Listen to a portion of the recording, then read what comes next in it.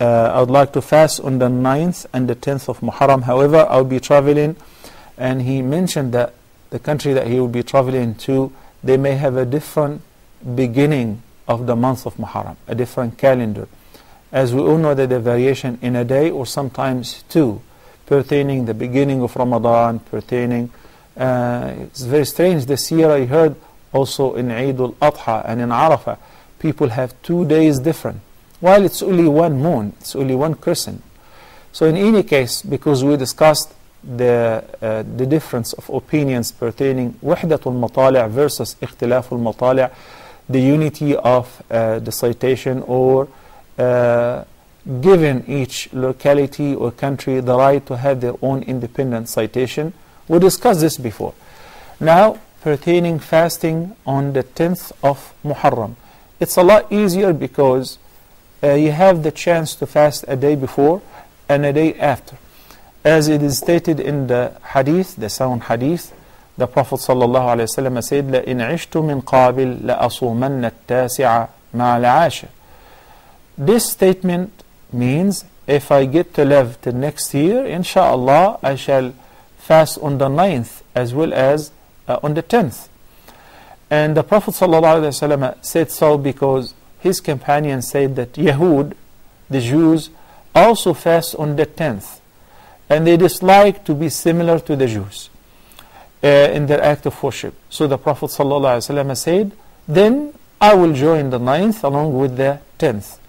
And the scholars concluded the following order. They said the least with regards to fasting on the 10th of Muharram, or what's known as Ashura, is to fast only on the 10th. Al-Ashir min Muharram. Then a higher degree as far as reward is to fast on the 9th and on the 10th. And much better than all of that, the topmost part is to fast on the 9th, 10th and 11th. So I believe if you're traveling here or there, definitely it will be one of those days. If it is only one day, you follow the local community that you are joining. As we said in Ramadan, likewise. If they have an imam, if it is a Muslim community, if there is a jama'ah that has a leader and they decided to take this opinion or that opinion. Pertaining the virtues of fasting on the 10th of Muharram, because some people, as you know that now some deviant sects have their own satellite TV and channels, they keep propagating some innovations, some illegal activities, and they attribute that to the deen. Islam have nothing to do with that. Islam does not allow that a person should or may hurt himself or others. Allah subhanahu wa ta'ala said, وَلَا تَقْتُلُوا أَنفُسَكُمْ إِنَّ اللَّهَ كَانَ بِكُمْ رَحِيمًا. You're not allowed to hurt yourself, not only others. And the Prophet sallallahu alaihi wasallam said, لَا ضَرَرَ وَلَا ضِرَارٍ. Harm should not be inflicted nor reciprocated. And that's why committing suicide in Islam is one of the greatest sins and is equivalent to kufr. And there are some serious warnings pertaining taking one's life. No one should say, it's my life, it's my body, I'm free to do whatever I want to do. No, you're not free. Your body, your life, your soul is an amana. Allah entrusted you to look after it, to take care of it. That's why when Allah says, do not drink this because it's harmful, you must avoid it. يُحِلُّ لَهُمُ الطَّيِّبَاتِ وَيُحَرِّمُ عَلَيْهِمُ الْخَبَائِثِ. Allah said about Prophet Muhammad ﷺ in Surah Tawbah that he shall make lawful everything which is good, and he shall make and consider illegal and unlawful everything which is harmful, which is evil and bad. So people who beat themselves, injure themselves, and they have a stampede, and they kill each other or they kill themselves, celebrating what they believe is a religious commemoration is false, is definitely false.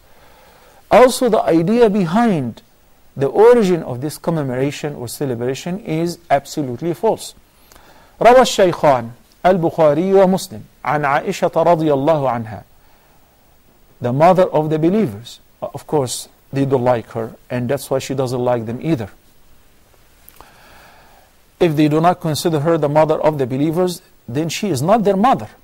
Because Allah subhanahu wa ta'ala said, وَأَزْوَاجُهُ أُمَّهَاتُهُمْ. So whoever has a problem with that, he excludes himself from this label. That's in the Quran.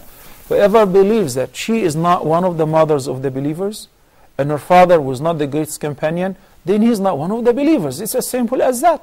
Because you should understand that if you have a problem with that, you have a problem with Allah. You have a problem with His statement in the Quran. He said, وَأَزْوَاجُهُ أُمَّهَاتُهُمْ. All the wives of the Prophet ﷺ are our mothers. That's why we call them the mothers of the believers. Aisha radiallahu anha narrated that the Prophet ﷺ used to fast on the 10th of Muharram, even in Jahiliyyah, before he received the Wahy. The Meccan pagans and the Mushrikeen used to fast on the 10th of Muharram, even before Muhammad sallallahu alayhi wasallam was born and before he was appointed with the prophethood. And the Prophet sallallahu alayhi wasallam found them fasting, and he used to fast along with them on that day. The reason behind prescribing fasting on this day is when he reached Al-Madinah and he found the Jews too were fasting on that day. It's like a universal day. He said, why do you guys fast on that day? They said, this is the day on which Allah saved Musa and the believers along with him from the Pharaoh and his hosts, and he drowned the Pharaoh and his soldiers. So the Prophet ﷺ said, نَحْنُ أَحَقُّ بِمُوسَى مِنْهُمْ. We have more rights with Musa than them. So he ordered his companions to fast. That's why a great number of the companions and the scholars considered fasting on the 10th of Muharram at this time was obligatory.